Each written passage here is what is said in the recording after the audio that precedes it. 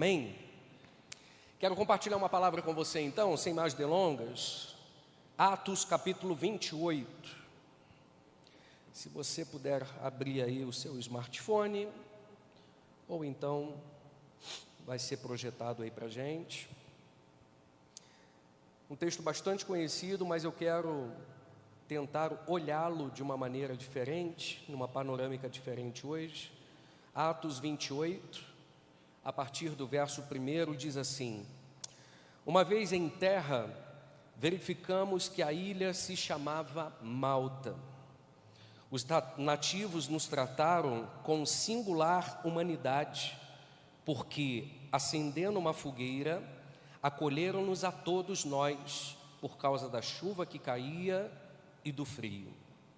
E tendo Paulo ajuntado e atirado à fogueira um feixe de gravetos, uma víbora, fugindo do calor, prendeu-se-lhe na mão. Só até aqui. Que o Pai nos abençoe nesta hora, em nome de Jesus. Queridos, apenas para conceder a você o pano de fundo dessa história, capítulo 27 vai nos contar que Paulo está com mais 276 pessoas em um grande barco, navio, e esta viagem se torna uma viagem muito turbulenta. Paulo já havia atentado todos os responsáveis por aquela embarcação, de que não era tempo, não era hora para se sair. O capitão do navio não deu importância, nem aqueles que trabalhavam com ele. O anjo aparece pela madrugada dizendo: Paulo, não temas, porque nenhuma vida vai se perder.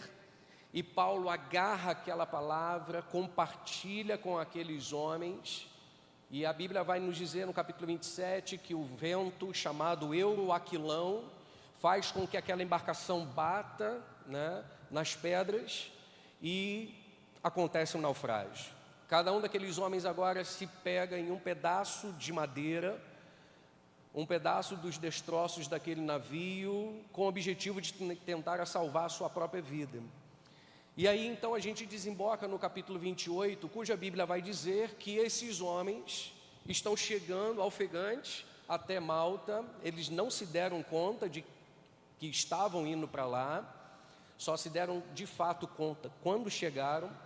E na altura do verso 1 até o verso 3, a Bíblia vai nos dizer que um grupo de homens, chamado de bárbaros aqui, havia acendido uma grande fogueira e recebeu os náufragos que chegavam com tamanha humanidade.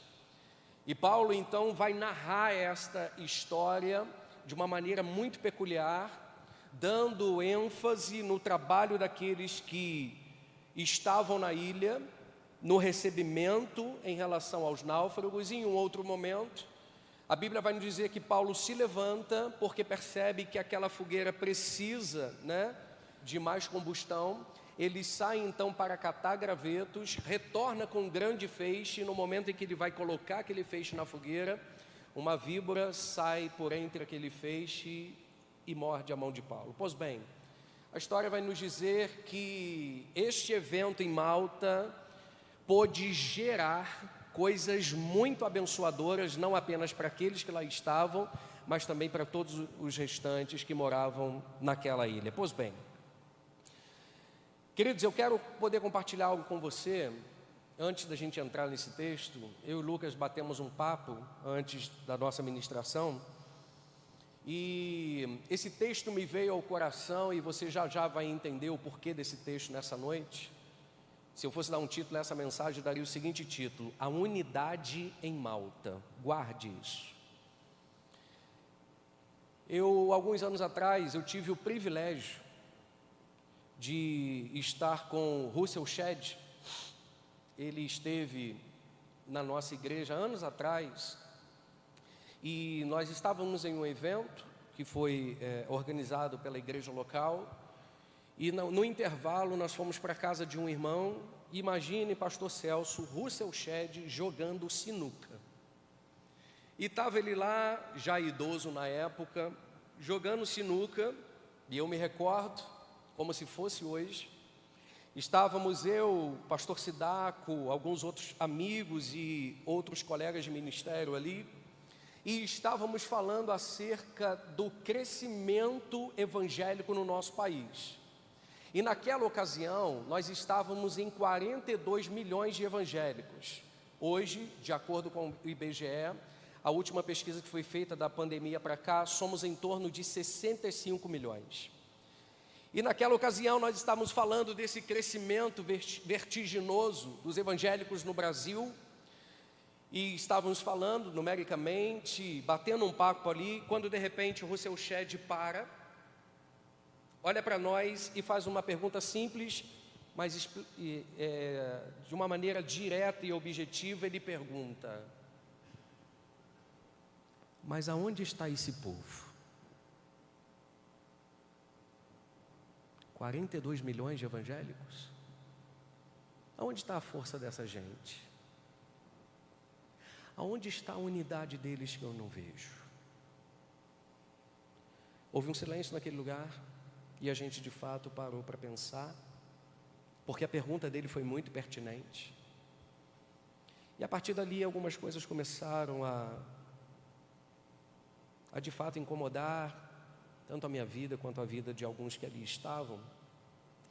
E a gente de fato parou para pensar que aquele crescimento, ao que tudo indicava na época, aos nossos olhos era um crescimento muito abençoador. Todavia, a gente percebia que havia uma grande, repito, uma grande situação que estava por ser revelada a partir daquele tempo. Queridos, eu quero compartilhar com você alguns números, só para poder posicionar você em relação àquilo que nós vamos ministrar. O pastor Russell Shedd, naquela ocasião, nos fez uma pergunta: aonde está esse povo? Eu não sei aonde eles estão, mas sei aonde eles não estão. E eu vou compartilhar com vocês algumas informações e depois você tira as suas conclusões. Nós somos o maior país protestante do mundo. Guarde essa informação. 65 milhões de evangélicos. Quer uma outra informação? Primeiro lugar no mundo de uso de remédios contra a ansiedade. Quinto lugar no mundo relacionado à depressão. Nono lugar no mundo de pessoas que tiram a sua vida, cometem suicídio. De acordo com a estatística, 33 pessoas por dia. 170 pessoas são mortas por dia no nosso país. Somos o quarto país com a maior população carcerária, levando em consideração que 60% dos evangélicos estão presos ali, que se dizem evangélicos ou então que passaram por uma igreja evangélica. As 4 maiores cidades do Brasil que têm o maior índice de evangélicos são as mais violentas do nosso país. Cidades do Nordeste, como por exemplo, Bahia, Brasília, Rio de Janeiro e São Gonçalo, com mais de 65% de evangélicos. Pegando todas essas informações, a pergunta que eu pretendo fazer a mim e a você nessa noite é: aonde está a igreja?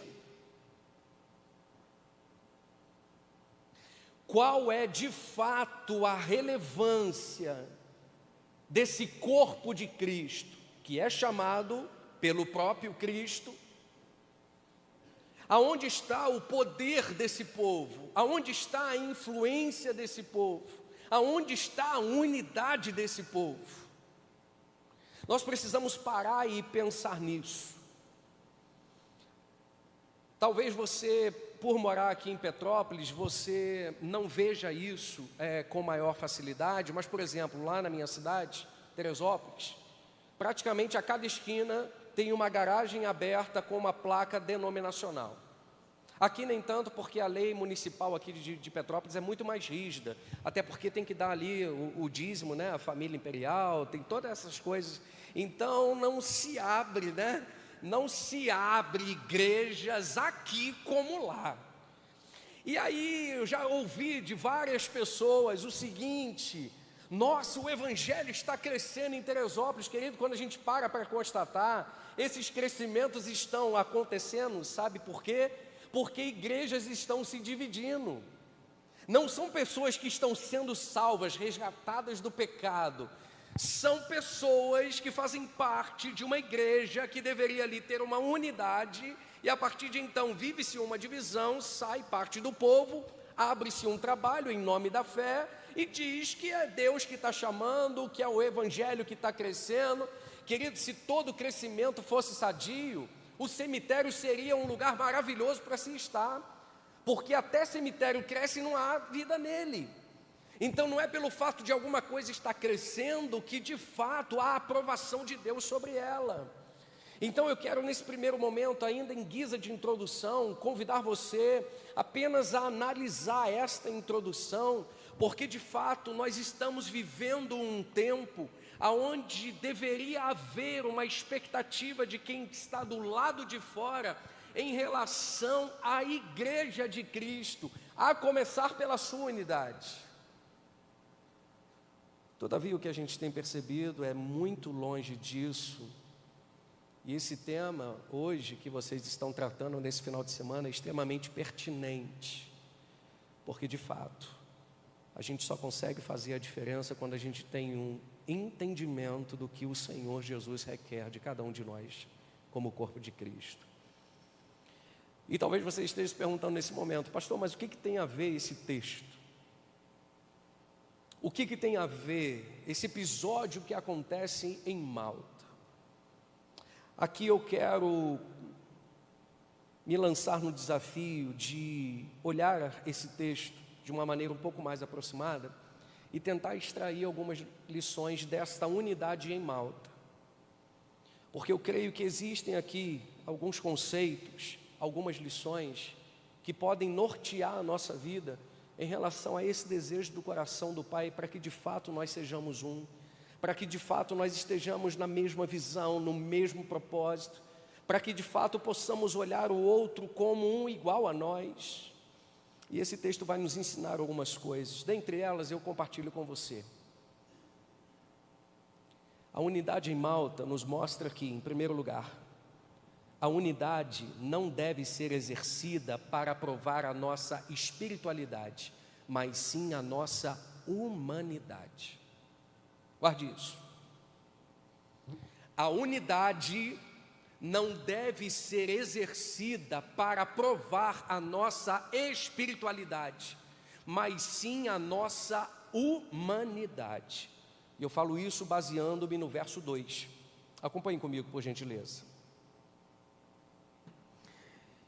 Os bárbaros, ou em outras versões, os nativos, nos trataram com singular humanidade, porque, acendendo uma fogueira, acolheram-nos a todos nós, por causa da chuva que caía e do frio. Só até aqui. Queridos, vejam bem, o livro de Atos, que é dado autoria a Lucas, vai chamar esses habitantes de Malta de bárbaros. E quando a gente olha esse texto sem compromisso, apenas por lê-lo, nós vamos entender que esta nomenclatura, bárbaros, nativos, para algumas pessoas pode passar a ideia de um grupo de homens que são ogros, pessoas experimentadas em guerra, mas não. Quem são essas pessoas aqui? São estrangeiros, isto é, pessoas que não professavam a fé no Deus de Abraão, de Isaac, de Jacó, muito menos em Jesus de Nazaré. Então veja bem, quem agora está dando o exemplo de unidade aqui em Malta? Num primeiro momento não é Paulo, num segundo momento não é uma igreja reunida. Nós estamos percebendo aqui, repito, pessoas que não professavam a fé de Paulo, mas estavam dando um exemplo de unidade. E isso me chama a atenção. Por quê? Porque o objetivo desses homens aqui não era provar nenhum tipo de espiritualidade, mas sim humanidade. E eu trago um alerta, queridos. E eu falo isso com muito temor e tremor. O Senhor tem me dado aí a oportunidade de pregar em alguns lugares, fora desse ambiente litúrgico, templário, que costumeiramente nós estamos.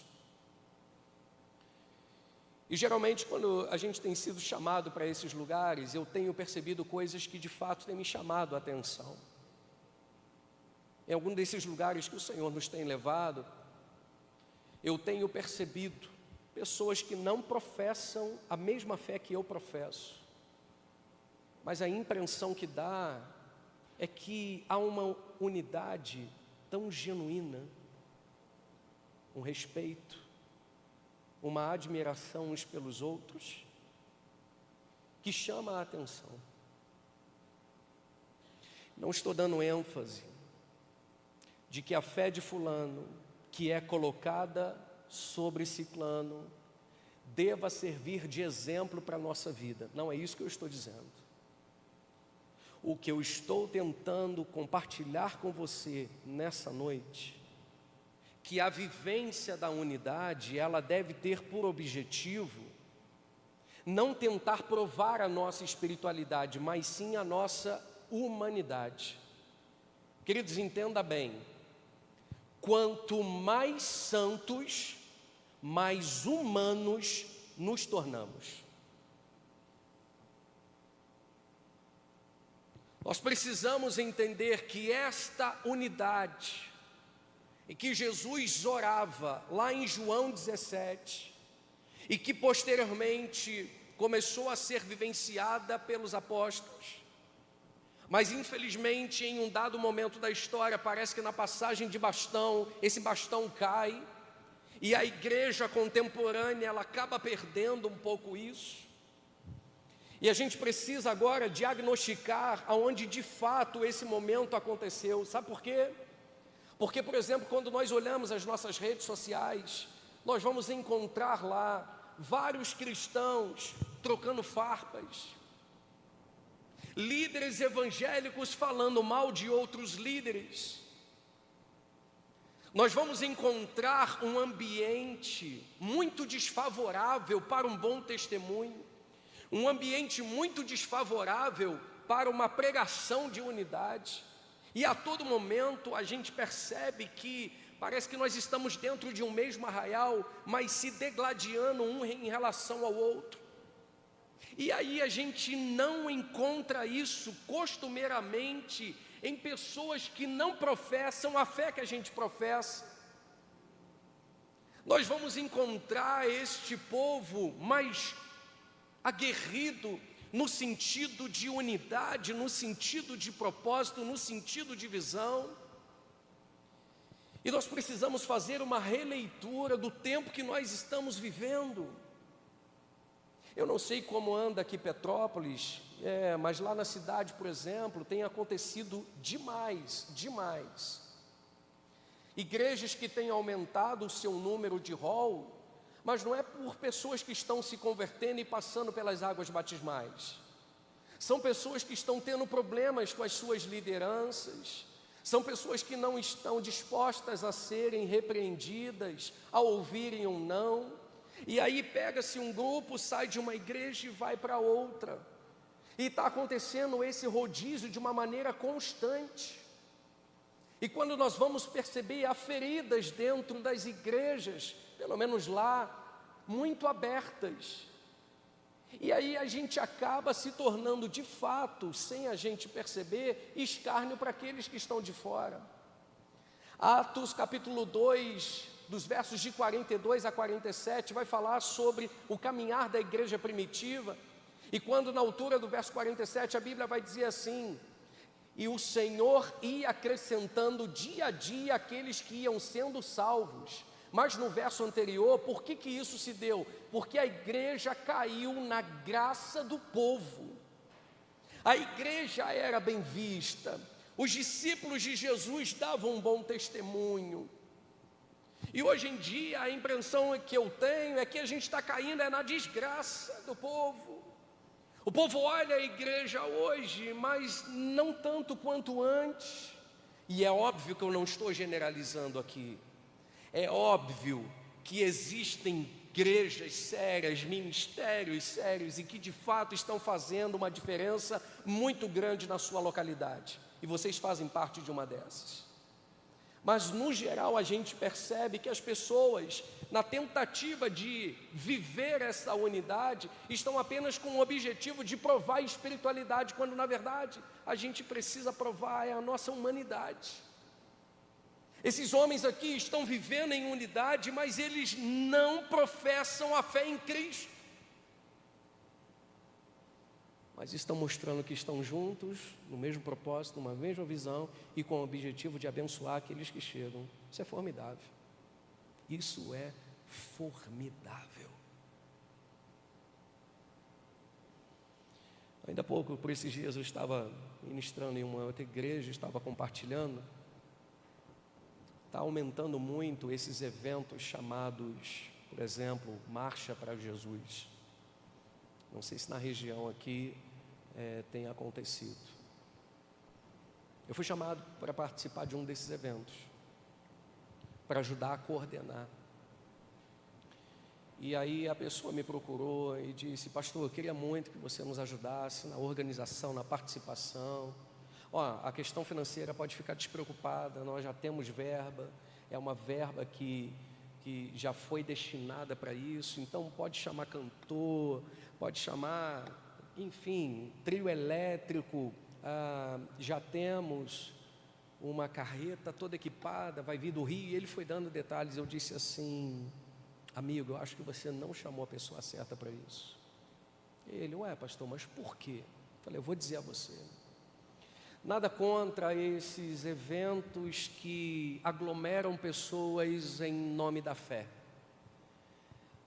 O que me causa uma estranheza e um incômodo é que enquanto muitos estão seguindo o trio elétrico, marchando para Jesus, existem pessoas do lado precisando de um abraço, precisando de uma ministração, de uma palavra de fé e de esperança, e não são sequer olhadas.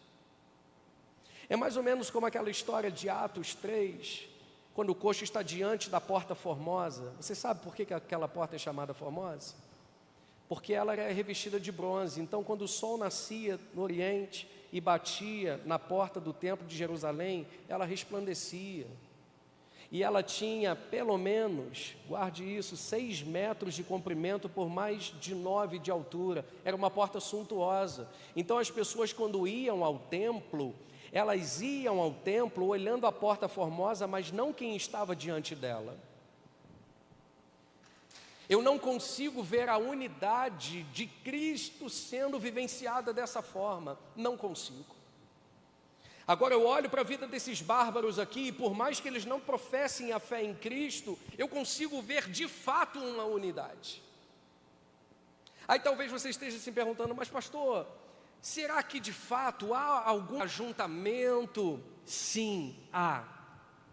E é sobre isso que eu quero poder compartilhar com você nessa segunda lição. O que mais essa unidade em Malta nos mostra? Guarde isso. Precisamos aprender a diferenciar entre unidade e ajuntamento. Olha o verso 3. Na verdade, eu vou ler do 2 ao 3. E os bárbaros nos trataram com singular humanidade, porque acendendo uma fogueira, acolheram-nos a todos nós, não a alguns, guarde isso, a todos nós, por causa da chuva que caía e do frio. Verso 3: tendo Paulo ajuntado e atirado à fogueira um feixe de gravetos, uma víbora, fugindo do calor, prendeu-se-lhe a mão. Gostaria de convidar você a pegar carona na sua fé e entrar comigo nesse cenário bíblico. 277 pessoas estão chegando, exaustas, apavoradas, desesperadas, porque estavam na iminência de perder a sua vida há instantes atrás. Eles estão chegando no frio e na chuva. Guardem isso. Chegam em Malta e veem uma grande fogueira acesa. 277 pessoas, contando com Paulo, estão agora ao redor dessa fogueira. Tente imaginar o tamanho dessa fogueira. Para reunir 277 pessoas. E aqui não havia um revezamento. Aqui havia um aglomerado de pessoas que estavam precisando aquecer o seu corpo por conta de uma possibilidade de hipotermia. Então veja bem, quase 300 pessoas estão ao redor de uma fogueira. Todas elas chegam com a mesma condição, todas, sem exceção. E aí a Bíblia vai dizer, guarde isso, que Paulo se levanta, porque ele percebe que aquele fogo está diminuindo e todos precisam daquele fogo aceso para que possam sobreviver. Quando Paulo se levanta e sai, a Bíblia vai dizer que foi apenas Paulo que se levantou para buscar aqueles gravetos. Agora eu lhes faço uma pergunta. Todos aqueles que estão ao redor da fogueira estão vivendo uma unidade ou um ajuntamento? Pense nisso. Eu penso que se eles estivessem vivendo uma unidade, não apenas Paulo se levantaria, mas muitos outros ao lado de Paulo diriam o seguinte: Paulo, eu estou numa melhor condição, fulano, beltrano também, vamos deixar os homens mais cansados aqui e vamos nós estamos já um pouco mais recuperados, nós vamos ajudar você a catar gravetos e trazer para cá. E isso é uma visão de unidade. Mas o que eu encontro aqui? Eu encontro um ajuntamento. E qual é a diferença? Um ajuntamento, não há um único e exclusivo propósito. Em um ajuntamento, não há uma única e exclusiva visão. Em um ajuntamento, não há a questão de fulano e ciclano são mais importantes ou sobre eles foi dada a responsabilidade de fazer algo. Eu quero que você entenda a diferenciação que há entre unidade e ajuntamento. E agora eu quero trazer isso aqui para os dias de hoje, para a nossa realidade, não como igreja local, mas como igreja de Cristo nessa terra. Queridos, nós estamos vivendo um tempo de templos cheios e espíritos vazios. Nós estamos vivendo um tempo, pelo menos na minha percepção, e o pastor Celso que me corrija depois que eu for embora, de preferência, a impressão que eu tenho é que esses lugares tidos como templos religiosos, igrejas organizadas, pelo menos na minha percepção, a grande maioria tem se tornado hoje um ajuntamento, não uma vivência de unidade. E por que eu digo isso? Porque nós precisamos entender qual é de fato a missão da igreja e como ela deve ser medida. Há quem diga que uma igreja não deve ser medida pela quantidade de pessoas que entram para adorar, mas sim pela unidade das pessoas que saem para servir. Quer saber se de fato nós, como igreja cristã, evangélica, na nossa nação, estamos sendo reprovados ou aprovados por Deus? Não é pela medição da quantidade daqueles que entram para adorar, mas sim na unidade daqueles que saem para servir.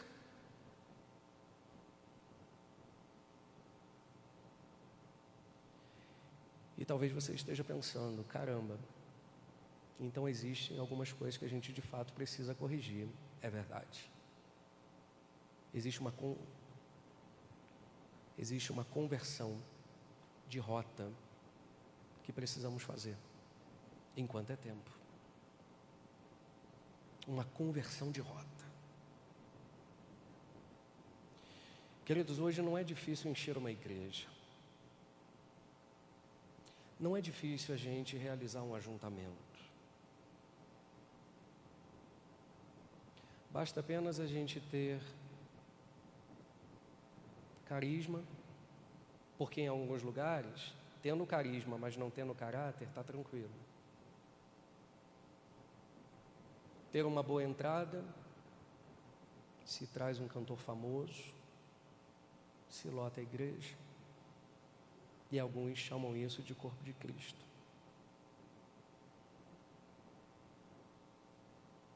Na nossa igreja eu tomei um caminho diferente. Quando eu assumi a central, a gente começou a fazer um reboliço lá, no bom sentido. E eu lembro que de uma maneira sequencial, nós levamos lá Aline Barros, Fernandinho, Cláudio Duarte e alguns nomes conhecidos aí do povo de Deus. Pastor Celso, nosso culto pela manhã começa às 10h30. 7h tinha fila do portão da igreja até a rodoviária. Você sabe muito bem onde que é lá. E aí eu chego de carro mais cedo e eu olho aquela cena. Nessas 3 ocasiões nós colocamos 1.500 pessoas dentro do templo.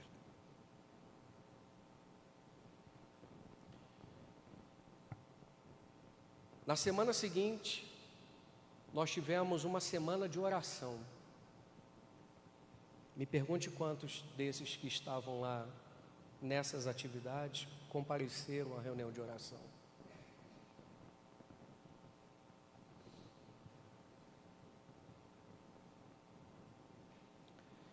Eu sou de um tempo onde, quando a gente se convertia, a gente já procurava a liderança da igreja e perguntava, como que eu posso servir? Hoje, vivemos um tempo onde escolhemos aonde vamos servir, se a igreja tiver um estacionamento, ar-condicionado, plaquinha na recepção e coquinha sendo oferecida. Precisamos entender de fato que a igreja não é um navio de passeio, mas um cruzeiro de carga, de gente comprometida, gente de fato que arregaça as suas mangas e pega firme. Louvado seja Deus que ainda nós temos igrejas que entendem a visão ministerial dessa forma. E ainda há pouco estávamos conversando eu e o pastor Celso sobre algumas coisas que vocês têm vivenciado aqui nesse lugar, e eu estava dizendo, isso é ser igreja. Eu não estou aqui pregando uma palavra remediativa, não. O meu objetivo aqui nessa noite é impulsionar o seu coração para que de fato a gente possa levar essa mensagem para o lado de fora e entendermos o nosso papel de uma maneira geral como igreja nesse tempo. Voltando ao texto, olhando esta história, a gente percebe claramente a diferença entre unidade e ajuntamento.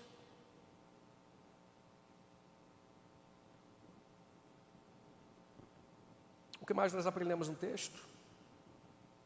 A unidade em Malta também nos ensina que enquanto muitos desfrutam daquilo que é servido, poucos se preocupam em manter aquilo que foi ofertado. Repito, enquanto muitos desfrutam daquilo que foi servido, poucos se preocupam em manter aquilo que foi ofertado. O verso 3, na parte A, vai dizer que então Paulo se levanta, depois de ter ajuntado gravetos, e joga aquele feixe de gravetos na fogueira. Vejam bem, ainda há pouco eu disse que todos esses náufragos estavam na mesma condição, com frio, com fome, amedrontados, dependentes daquele fogo. 276 pessoas na mesma condição, mas apenas Paulo se levanta. Porque a ideia de Paulo não é consumir aquilo que alguém pôde ofertar. O objetivo de Paulo era dar continuidade àquilo que pessoas antes haviam feito. Aqui entra a questão da importância da unidade nesse propósito. Deus nos tem chamado para nos tornarmos catadores de gravetos e não consumidores de fogo. Queridos, pessoas muito sérias que passaram antes de nós nos deixaram um grande legado. E quando nós olhamos a história do cristianismo, a gente podia passar aqui citando vários e vários exemplos, dentre eles Charles Swindoll, Charles Spurgeon, John Wesley, John Stott, Moody.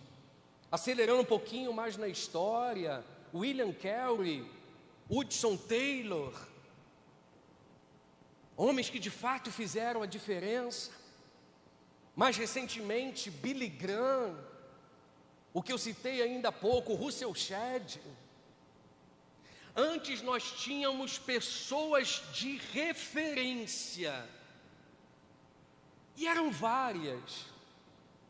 Hoje em dia, a gente quase que pode contar os dedos de uma única mão.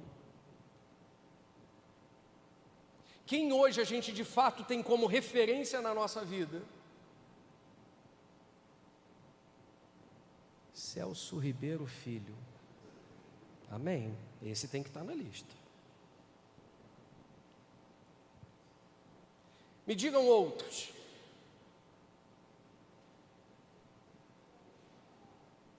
Somos ou não somos uma geração que, ao invés de estar contribuindo para manter aquilo que foi ofertado, estamos nos tornando em consumidores do fogo?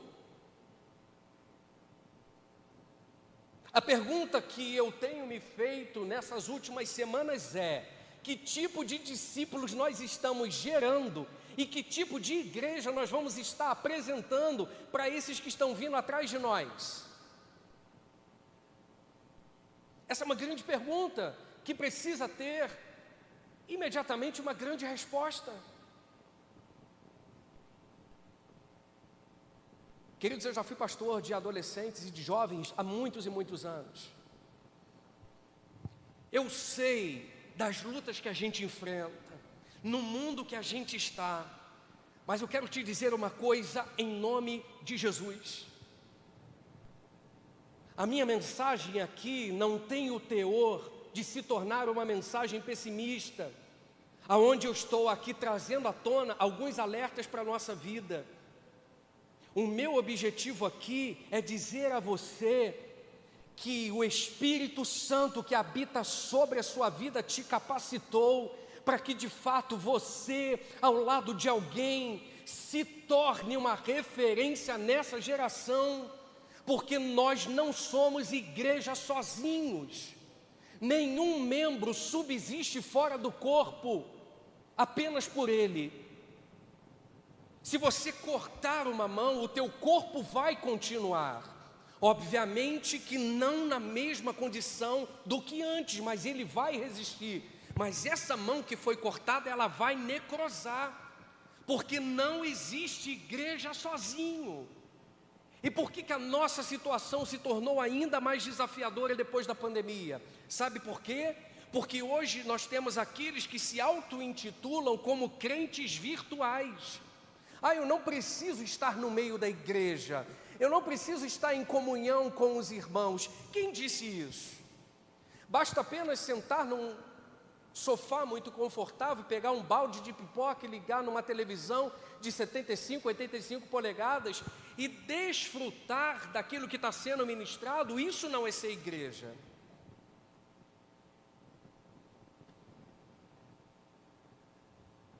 Foi importante por um tempo. Quantas e quantas pessoas não voltaram depois da pandemia?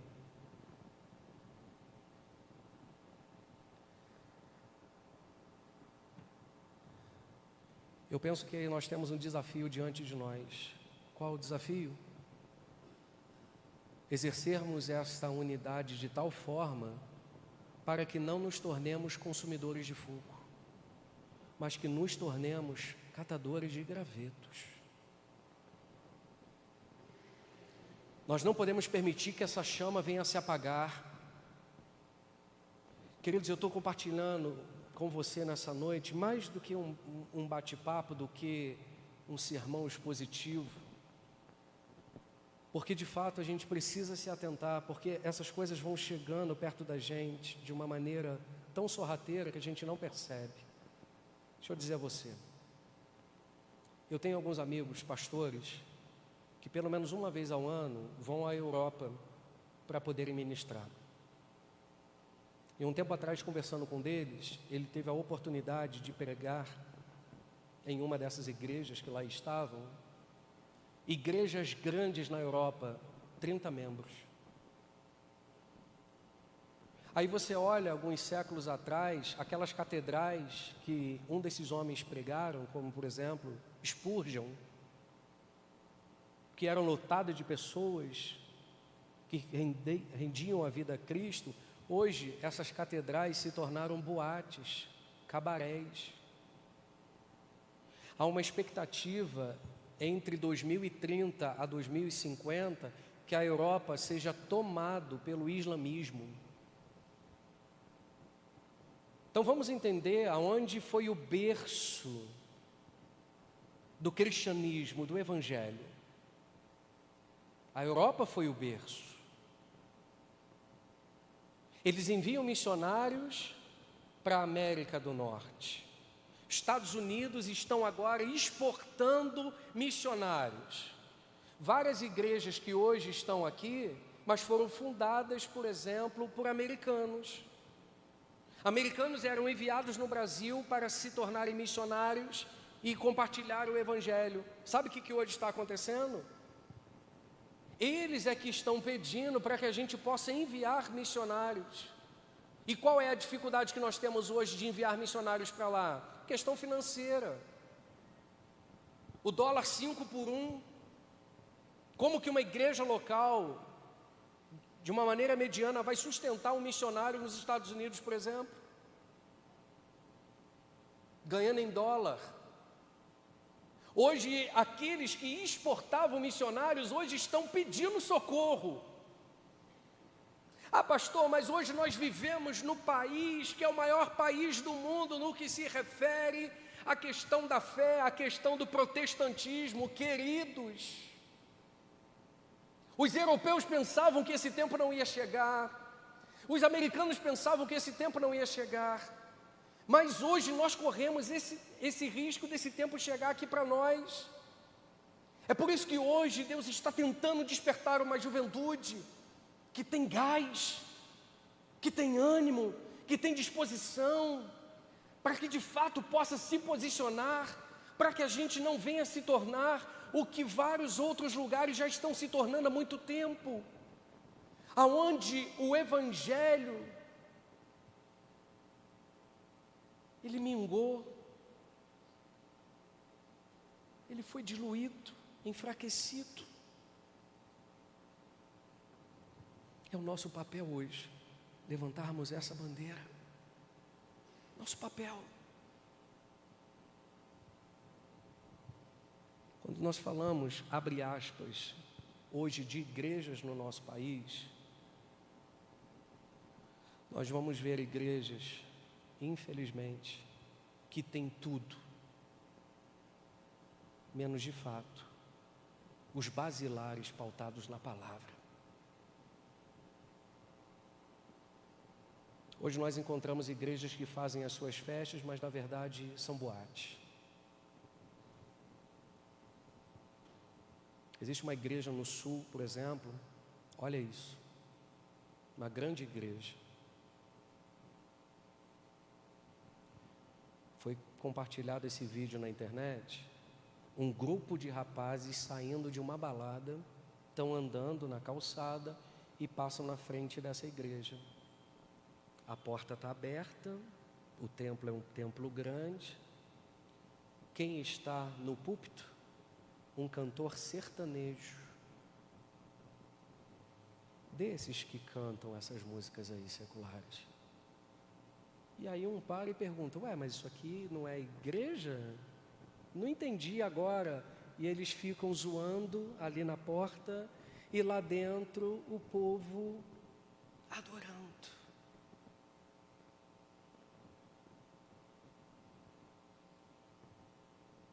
Está cheio. Pessoas que não têm comprometimento.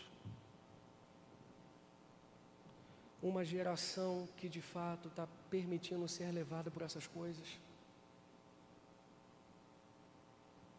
Louva a Deus pela vida do Lucas e de outros queridos que ainda estão tendo chamado, estão sendo levados ao ministério. Quanto tempo nós não estamos vendo vocacionados sendo levantados nas nossas igrejas? Nós tínhamos um congresso lá na nossa cidade chamado Conavi, Congresso de Avivamento, 7 dias. E eu fazia parte. E queridos, eram 7 dias onde eu me voluntariava a vender livros, porque haviam estandes de exposição. E qual era a recompensa no final do evento? Ganhar uma Bíblia de estudos. Eu trabalhava a semana toda, para poder chegar naquele final de semana, realizar um sonho. O quê? Ganhar uma Bíblia de estudo. Quando eu fiz o seminário aqui, meu ônibus saía 11 horas da noite. Às vezes, haviam professores do Rio que vinham dar aula aqui, chegava no meio do caminho, acontecia alguma coisa, eles não podiam chegar. Eu chegava às 7 da noite aqui. Tinha que ficar até 11 horas sentado na rodoviária. Eu não tinha dinheiro para comprar um biscoito recheado. Raras foram as vezes que eu conseguia nessa cantina aqui. Via as pessoas comendo e ficava lá em cima na sala, para não dar a entender de que eu não tinha dinheiro para comprar. Vestia roupa de bazar de igreja, mas havia uma convicção no meu coração. Deus me chamou, como chamou os meus irmãos, e nós não vamos abrir mão disso. Todo dia, 233 curvas na Serra Petrópolis-Teresópolis, ida e volta. Sim, eu parei para contar. 233 na ida e na volta, e elas estavam ali todos os dias. Mas eu estava ali. Sabe o que eu fazia no meu final de semana? Ao invés de estar com a minha preta aqui, eu pegava um púlpito de madeira, subia o morro para pegar nos lares, porque eu não sei porquê, gente. Eu era um adolescente meio velho assim, sabe? Se tivesse esse barril aqui naquele tempo lá, eu não ia não. Eu gostava era do púlpito de madeira.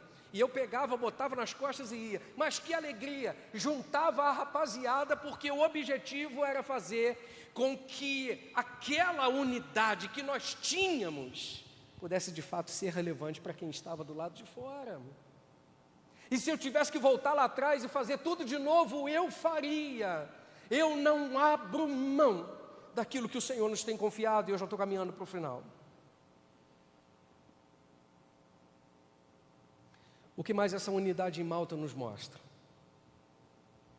Se você não guardou muita coisa que eu te disse até agora, guarde pelo menos isso aqui.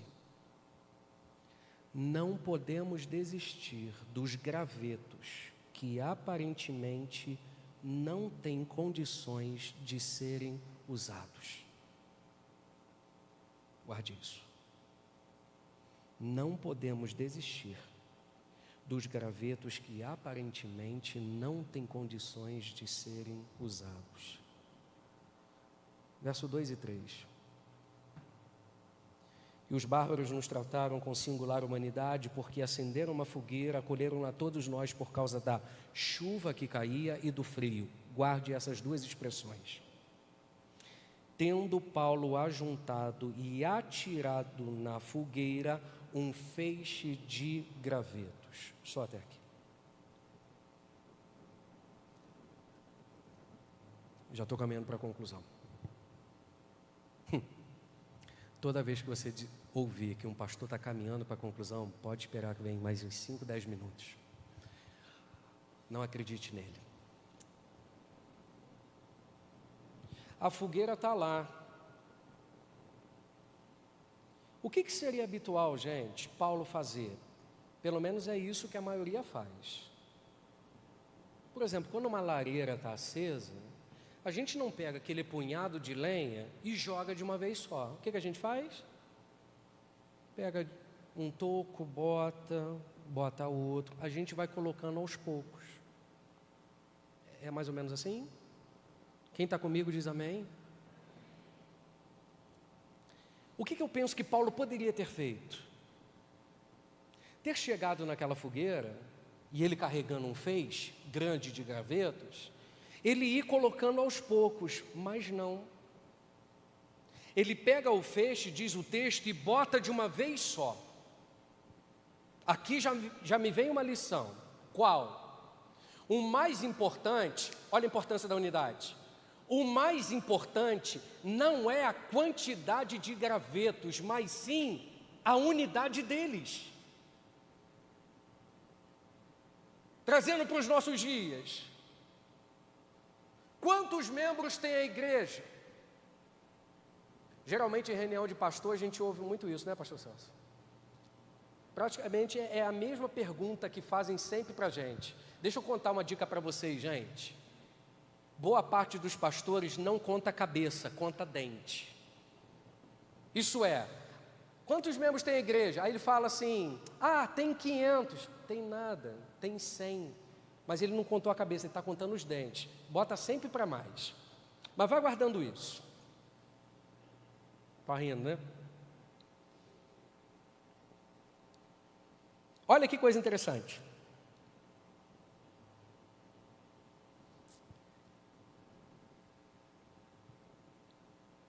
O ajuntamento, ou melhor, a unidade desses gravetos aqui, foi que fez a diferença.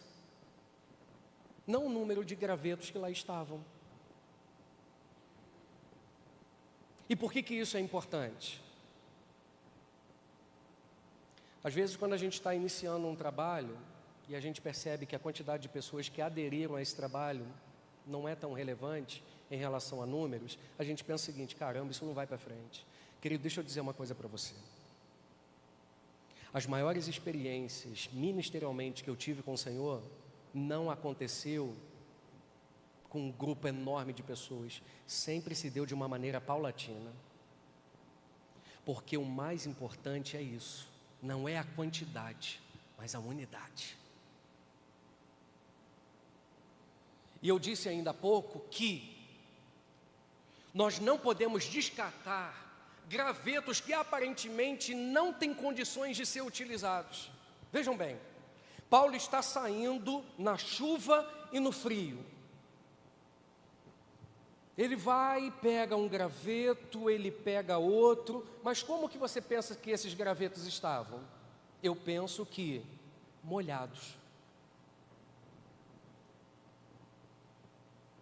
Paulo poderia pensar, esses gravetos aqui não vão adiantar para nada.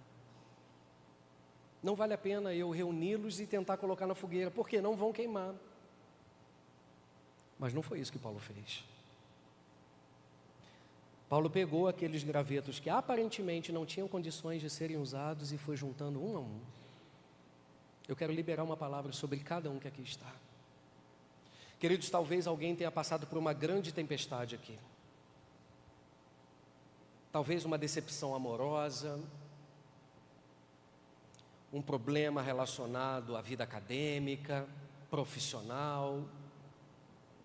Talvez ministerialmente você passou por uma determinada situação onde você era tão ativo e hoje já não é mais.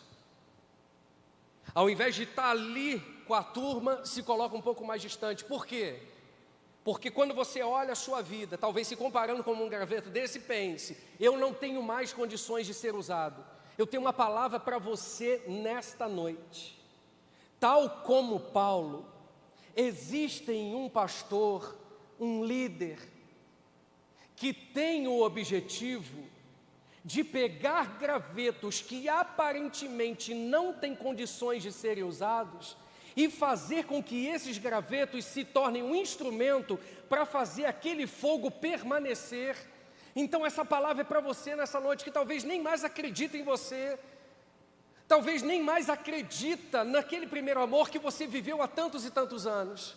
Porque quem sabe você ingressou na faculdade e essa secularização possa ter aí encronhado na tua cabeça, petrificado o teu coração, e ao invés de você ter lutado contra isso, você foi em direção ao sistema, acabou se esfriando, acabou sendo deslocado um pouco mais, e hoje você olha essa realidade de propósito, de visão, de tudo de tão maravilhoso que Deus já está realizando aqui e ainda tem a realizar, e você se coloca fora disso. Por quê? Porque você olha a tua realidade e pensa: eu não tenho mais condições de ser usado. Tem sim, porque esse texto nos garante que Paulo não desperdiça os gravetos molhados que estão diante dele, mas reúne todos eles para que juntos eles pudessem de fato fazer a diferença naquele fogo.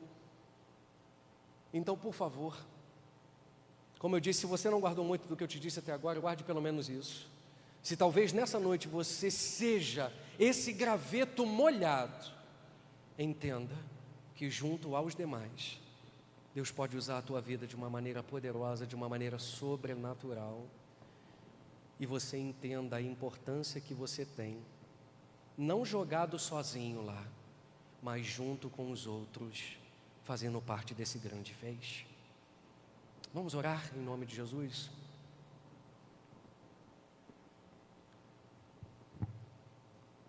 Quero desafiar o teu coração. Hoje é só a primeira noite, tenho certeza que você vai receber muito de Deus no decorrer amanhã, domingo. Mas por favor, entenda o propósito desse tempo. Querido, nós temos uma urgência. Muito mais do que um ajuntamento, nós precisamos entender o propósito da unidade. E o Senhor conta com a gente. Aprendemos aqui nessa noite que a unidade não deve ser exercida para provar a nossa espiritualidade, mas sim a nossa humanidade. Precisamos aprender a diferença entre unidade e ajuntamento. Precisamos entender que enquanto muitos estão desfrutando daquilo que foi servido, poucos se preocupam em manter aquilo que foi ofertado. O que é mais importante não é a quantidade de gravetos, mas sim o ajuntamento deles, a unidade deles. E por último, nós aprendemos que não podemos desistir dos gravetos que aparentemente não têm condições de serem mais usados.